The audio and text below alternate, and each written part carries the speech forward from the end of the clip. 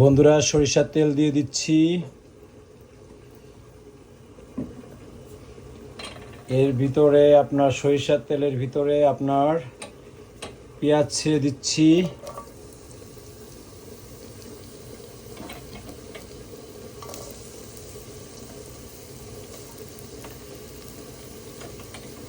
কয়েক টুকরা আদা দিয়ে দিচ্ছি বন্ধুরা।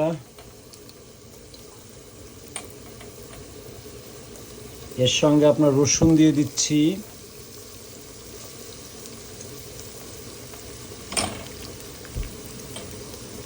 কাঁচামরিচ দিয়ে দিচ্ছি ৫-৬টা।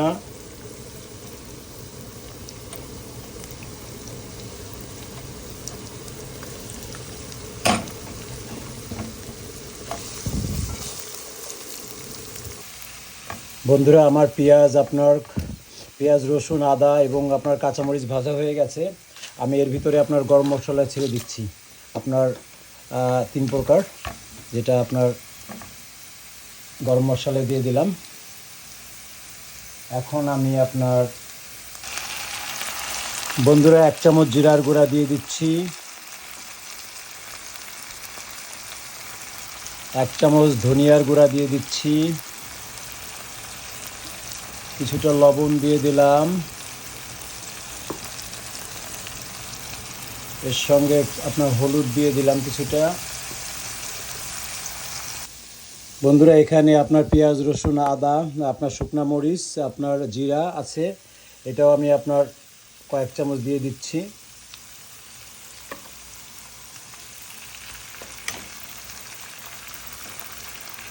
মোটামুটি মশলা আমার দেওয়া শেষ।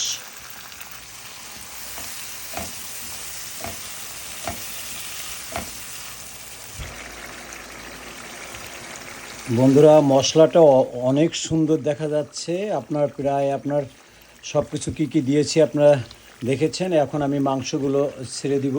এটা আপনার মোরগের মাংস, 2টা মোরগ নিয়েছি এখানে। তো আমি এখন ছেড়ে দিব আপনার মাংসগুলো।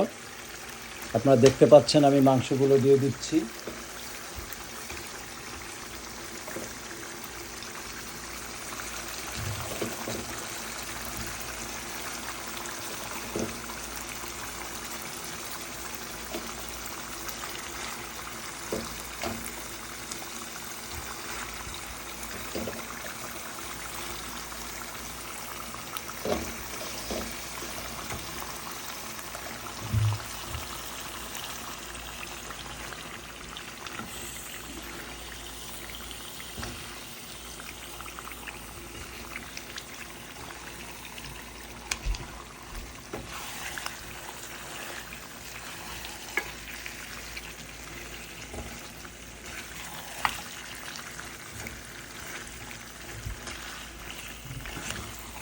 এ পর্যায়ে আমি একটু নেড়ে দিচ্ছি বন্ধুরা।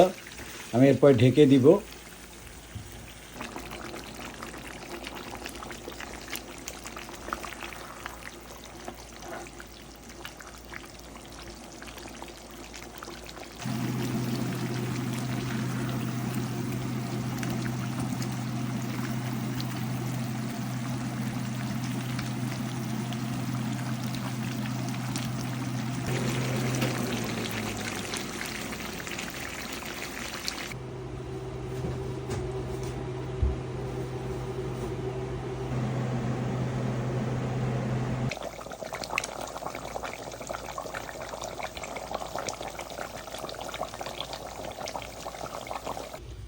বন্ধুরা, আমার রান্না করা হয়ে গেল দেশি মোরগ।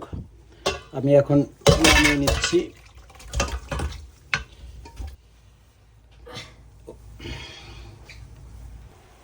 বন্ধুরা, আপনারা নিশ্চয়ই বুঝতে পারছেন কিরকম হয়েছে। দেখেন কত সুন্দর একটা কালার এসছে। তো আপনার যে প্রক্রিয়া রান্না করলাম, আপনারা একটু এই প্রক্রিয়া রান্না করে দেখেন।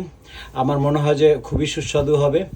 তো আপনার যদি সেটা ফার্মের মুরগি না হয়, আপনার দেশি আপনার যে মোরগ বা মুরগি যেটাই বলেন না কেন, আপনারা এইভাবে আমার মতো আপনার ট্রাই করে দেখতে পারেন।